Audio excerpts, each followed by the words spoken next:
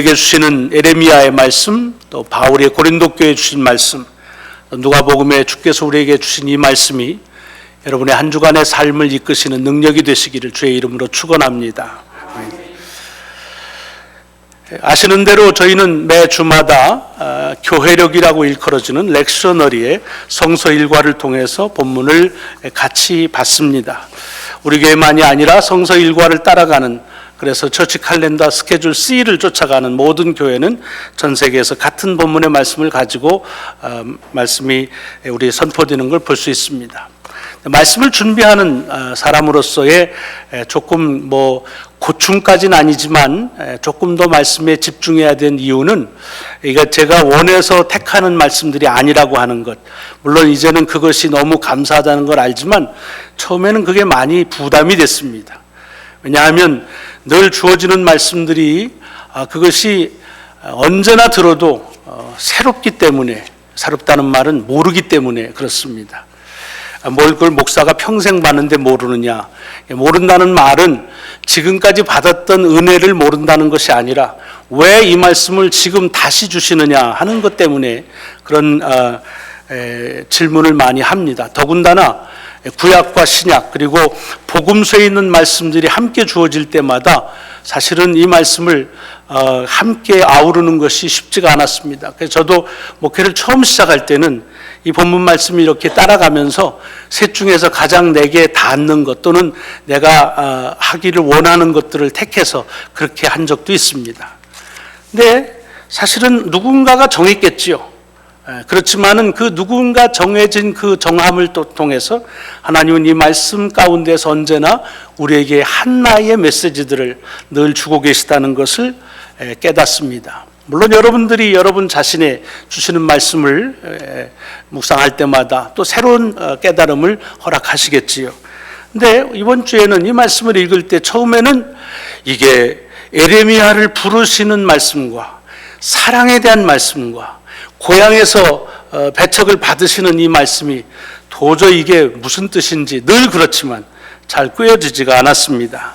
그러나 하나님께서 주시는 말씀은 언제나 그 가운데에 틀림이 없고 그리고 구체적이라고 하는 것을 다시 깨닫는 한 주간이었습니다.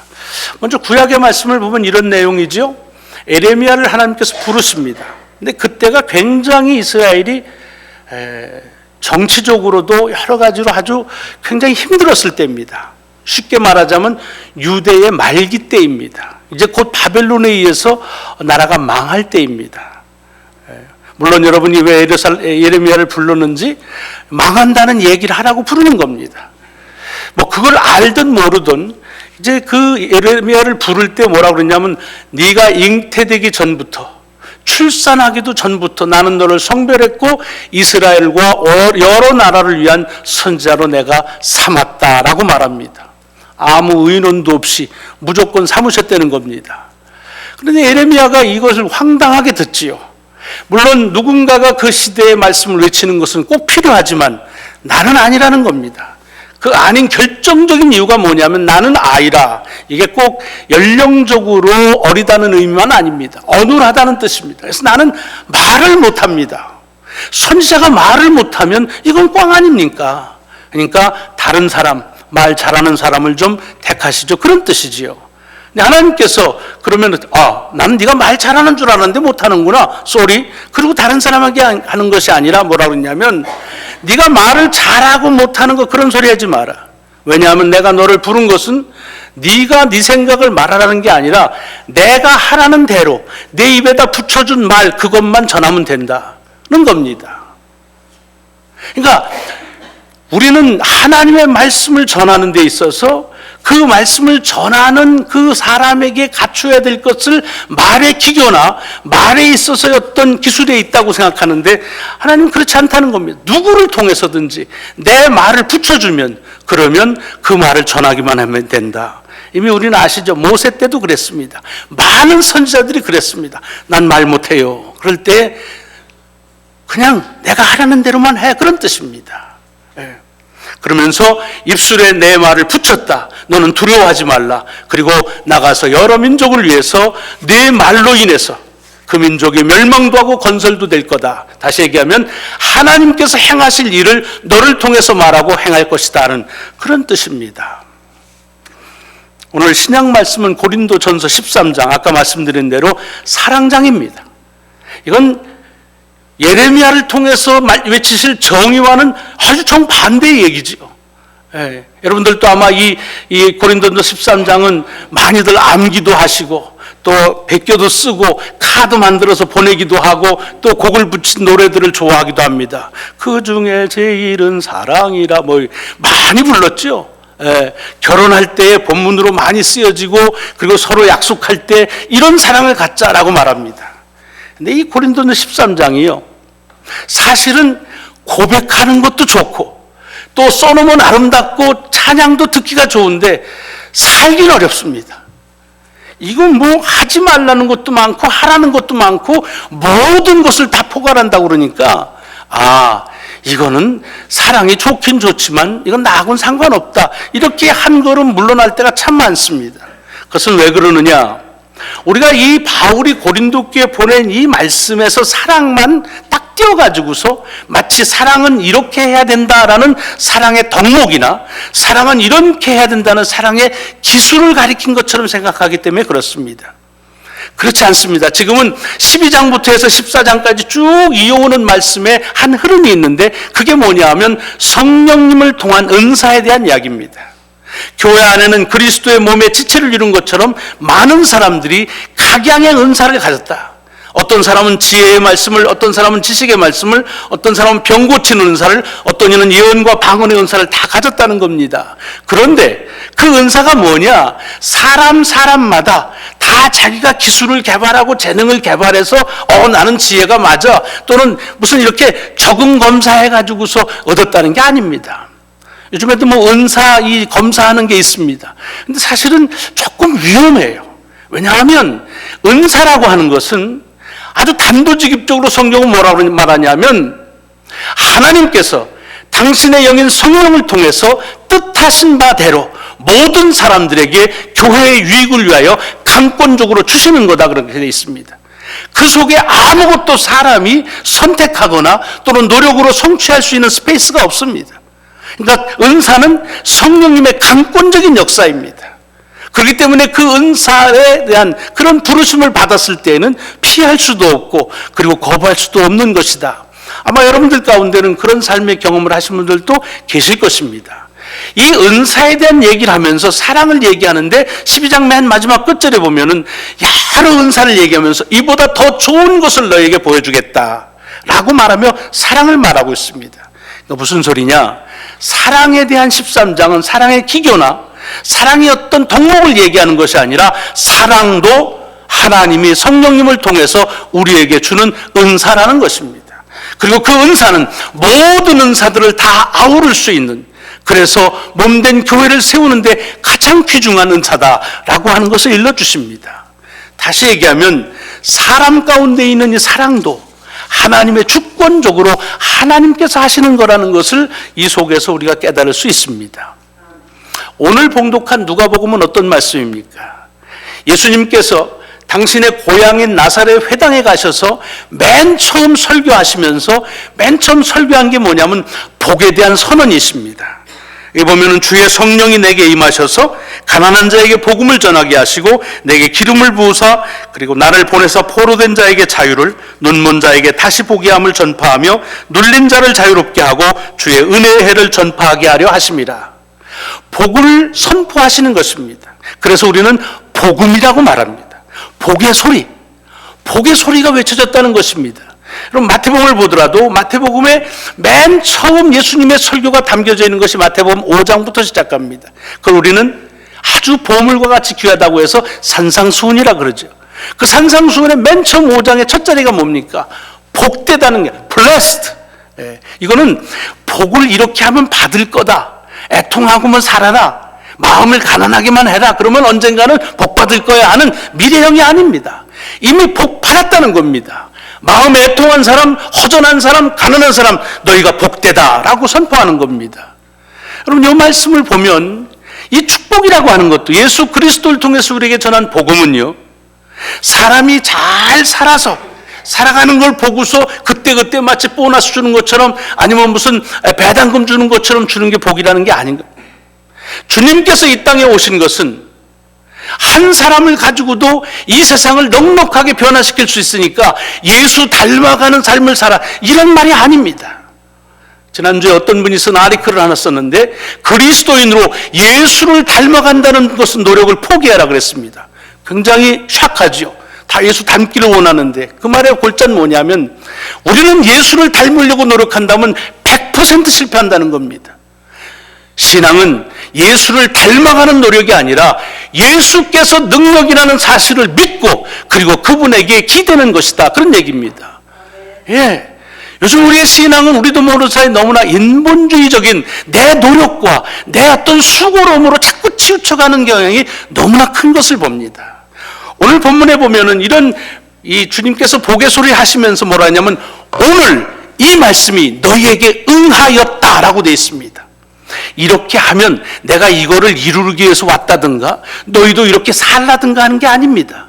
이미 현재 완료형으로 그렇게 되었다라고 하는 것입니다. 여러분, 이 말씀 속에서 공통적으로 세 말씀 주는 것이 뭡니까? 하나님의 은혜, 그것이 선지자로 부름을 받는 일이건 사랑의 은사를 경험하는 것, 아니면 복음을 선포하는 것이건 무엇이든지 그것은 하나님의 주권적인 역사라고 하는 것입니다.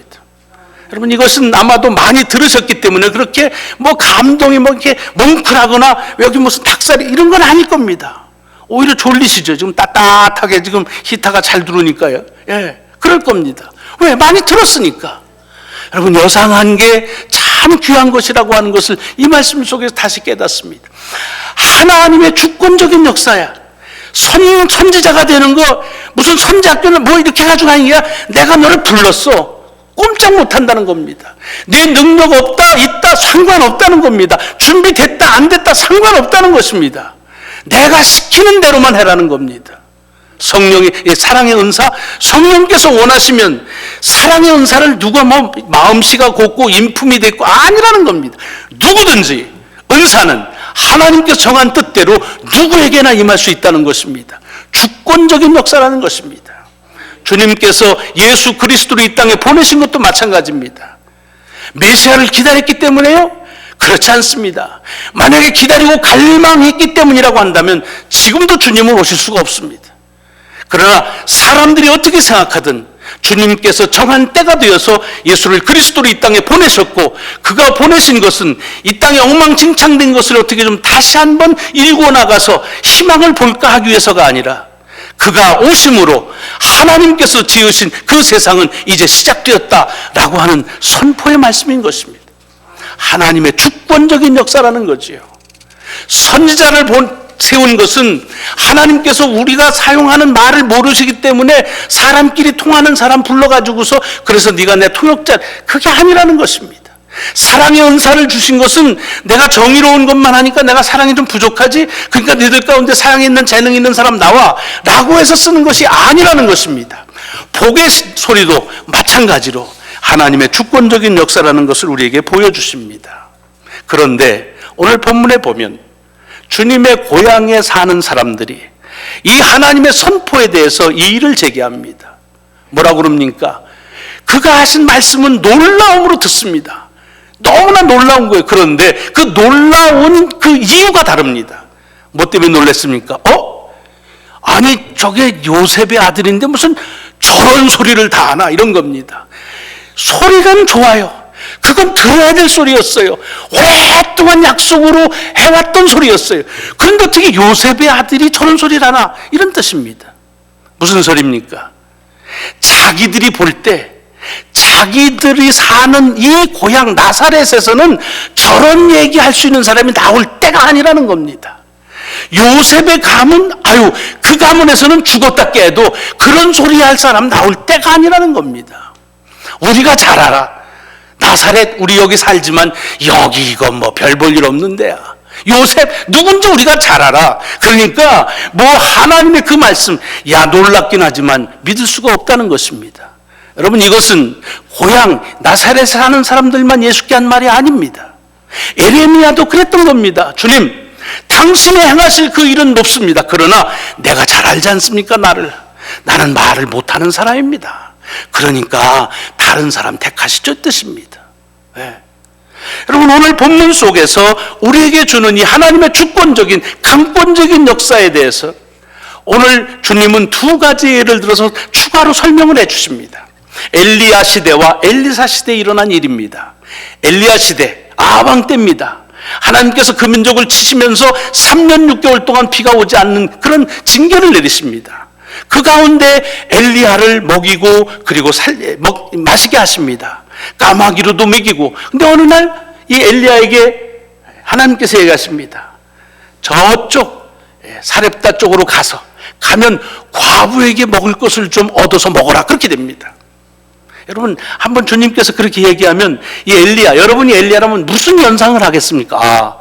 돈 많은 혼자 사는 분이 있나 보다. 그러니까 여유 있어서 거기 가서, 지금은 여기는 안 되니까 이방 지역으로 가서 먹으라는 그런 생각이 연상될 겁니다.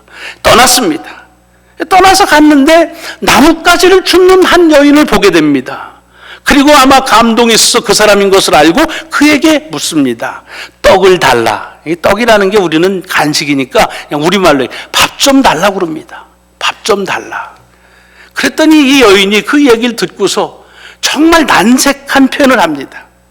밥이요? 밥 없습니다. 내게 지금 왜 나무를 줍고 있느냐 하면 나한테 쌀 조금 남고 김치 몇 조각 남았습니다. 이제 쌀 이거 가지고 밥 지어서 우리 아들하고 나하고 마지막 식사하고 죽을 겁니다. 무슨 밥입니까? 이런 얘기입니다. 여러분, 만약에 여러분이 엘리야라고 한다면 어떤 생각을 가졌겠습니까? 아유, 죄송합니다. 난 그것도 모르고 난 부자인 줄 알았어요. 그래야 되는 거 아닙니까? 지금 마지막 끼를 먹는다고 그러는데 그럼 내가 어떻게 도울 길은 없을까? 이게 하나님의 사람으로서의 도리어 상식입니다. 그런데 그 엘리야가 그 얘기를 안 합니다. 뭐라고 그럽니까? 여호와께서 명하시기를 네가 지은 밥을 나한테 먼저 줘라. 그리하면 네게 있어서 가뭄 동안에 먹을 것과 기름이 떨어지지 않을 거다라고 말합니다. 이게 남의 얘기니까 아멘하기 쉽지요. 우리면 상식적으로 안 됩니다. 상식적으로 안 돼요. 아니, 한 끼 남은 그거를 과부가 자기 아들하고 먹고서 죽겠다고 그러는데 그걸 자기 보고 달래요. 뺨 맞기 쉬운 얘기입니다. 여러분, 이 말을 보면 이 과부가 그 말씀을 따른 것도 귀하지만 엘리야가 그 형편 속에서도 하나님의 하신 말씀을 그대로 전한 것이 이게 쉬운 일이 아닙니다. 왜요? 다 처지가 있잖아요. 뭐 이 정도로 절박하진 않지만 목사로서 설교해야 될 말씀이 늘 얘기했지만 듣고 싶은 얘기와 들어야 될 소리 할 때 반응이 다릅니다. 우리가 그렇게 악한 사람들이 아니잖아요. 다 괜찮은 사람들이잖아요. 그래도 이걸 고치라 안 된다고 말할 때와 잘한다고 할 때 우리의 반응이 다릅니다. 하물며 엘리야가 하나님의 말씀이라고 그렇게 말할 수 있습니까? 남은 그렇게 할 수 있죠. 그리고 감동적이지요. 내게 묻는 분, 나라면 그 말을 전했을까? 나라면 그렇게 전하는 그 말을 전했을까? 이유는 하나입니다. 엘리야는 시키는 대로 한 겁니다. 사렙다 과부도 시키는 대로 한 겁니다. 엘리사 시대에 나오는 나만의 얘기도 마찬가지입니다. 수리아에 있는 그런 군대 장관이었습니다. 근데 나병이 걸렸습니다. 그가 와서 어떻게 고침 받았습니까? 종이 히브리에서 이스라엘 민족에서 원인데 우리 동네 가면은 용한 선지자가 있습니다. 가보세요. 갔습니다. 엘리사가 쳐다도 안 보고 강에 가서 목욕하라고 그럽니다. 그러니까 화가 나지요. 아니면 내가 목욕할 데가 없어 여기까지 왔느냐 하고 돌아가려고 그럴 때 종이 뭐라 그럽니까? 더한 걸 시켜도 하는데 목욕하는 게 뭐 어렵습니까? 시키는 대로 하세요. 여러분, 오늘 본문 속에서 우리에게 주는 공통이 있습니다. 성경 속에 나오는 모든 믿음의 사람, 하나님의 기적을 경험한 사람들은 다 시키는 대로 한 사람들입니다. 그런데 이게 요즘은요 쉽지가 않아요. 왜? 요즘은 시키는 대로 하는 사람은 지도자가 못 돼요. 요즘은 다 지도자 된다는 거예요. 어디 가나 다 리더십 트레이닝입니다. 그럼 리더가 되려면 뭐예요? 크리에이티브해야 된다. 적극적이 능동적이다. 누가 시키는 대로 하세요. 이거는요 하빨입니다. 세컨 시리즌입니다. 이거는 전혀 아무런 비전도 없고 그리고 소망도 없을 때 그냥 시키는 대로 하는 겁니다. 그런데 성경은 그렇게 말하지 않는 겁니다. 시키는 대로만 해라. 내가 하라는 말 하고 그리고 내가 명령하는 대로만 말하라. 그것이 에레미야에게 주신 말뿐만이 아니라 엘리야를 통해서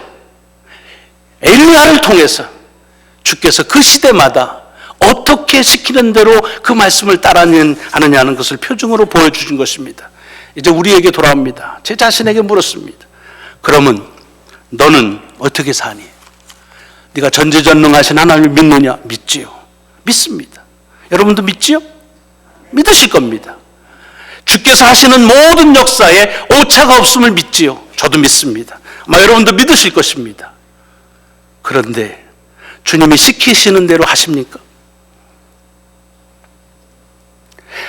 하기를 원합니다. 이렇게 되죠. 했으면 좋겠습니다. 해야지요. 이게 우리의 한계입니다. 그거는 사실 어떨 땐 핑계일 때가 많습니다. 내가 하고 싶은 거 정해놨어요. 도저히 이건 바꾸면 안 돼요. 그래서 그것대로 가야 돼요. 하나님께서 뭐라 하시느냐? 소용없어요. 제 얘기를 하는 것이고 여러분 중에 어떤 분들의 얘기를 하고 대신하고 있는 겁니다. 우리의 모두는 아닐 겁니다. 여러분 가운데는 주께서 하라는 대로 하시는 분도 계실 것입니다. 감사하십시오. 그러나 제 자신을 볼 때 그리 못합니다. 믿고 구하라고 그랬는데 걱정이 많아요. 복을 받았다고 그러는데도 복 받으려고 애쓰는 노력하는데 더 시간을 써요. 내가 복을 받았다는데도 믿겨지질 않아요. 그래서 나 자신을 얘기할 때 복 받았다고 말하질 않아요. 이렇게 복이 지지리도 없는가라고 말할 때가 참 많아요. 성령께서 기다리는 자에게 주신다고 그러는데 못 기다려요. 안달을 합니다. 주님 다시 오신다고 그러는데 새카맣게 잊어버리고 지금만 바라보면서 그저 오늘 하루 내게 주어져 있는 것 어떤 것을 가지고 하느냐에 내가 집착할 때가 저는 많다, 그런 얘기입니다. 여러분 어떠신지 모르지만 다시 우리에게 보라는 거예요. 제발 좀 시키는 대로 좀 해라. 시키는 대로 해라. 하라면 하고 붙인 말은 전해라. 이것입니다. 하나님을 믿는다는 것은요, 우리도 모르는 사이에 자꾸만 내 스스로 어떤 능력을 함양하는 것처럼 생각합니다. 아까도 얘기한 것처럼 예수를 본받아서 이 세상에서 한 사람이 바로 서면은 세상을 바꿀 수 있다. 그러니까 그때까지 우리는 성숙하고 발전하자. 아니라는 겁니다. 그래서 신앙의 구원은 회복이라고 말합니다. 회복이 무엇입니까? 이미 본래 온전한 것이 있었는데 어느 순간 어느 때 잃어버린 것, 다시 그것을 다시 본래적인 것으로 돌아가자는 얘기입니다. 오늘 본문을 통해서 다시 우리가 주님의 말씀 앞에 서는 겁니다. 시키는 대로 하십시다. 시키는 대로. 엘리야가 과부의 형편을 보면 그 말 못합니다. 어떻게 마지막 식사를 나에게 달라고 그런 얌체 같은 소리를 할 수 있겠습니까? 주께서 하라니까 하신 겁니다. 오늘 주님께서 우리에게 준 말씀을 통해서 하나님의 말씀이 쓰여진 말씀이건 선포되어지는 말씀이건 우리 모두가 다 그 말씀의 지시함을 따라가는 성령님의 인도하시는 그 인도하심에 따라 사는 한 주간이 되시기를 주의 이름으로 축원합니다. 기도하시겠습니다.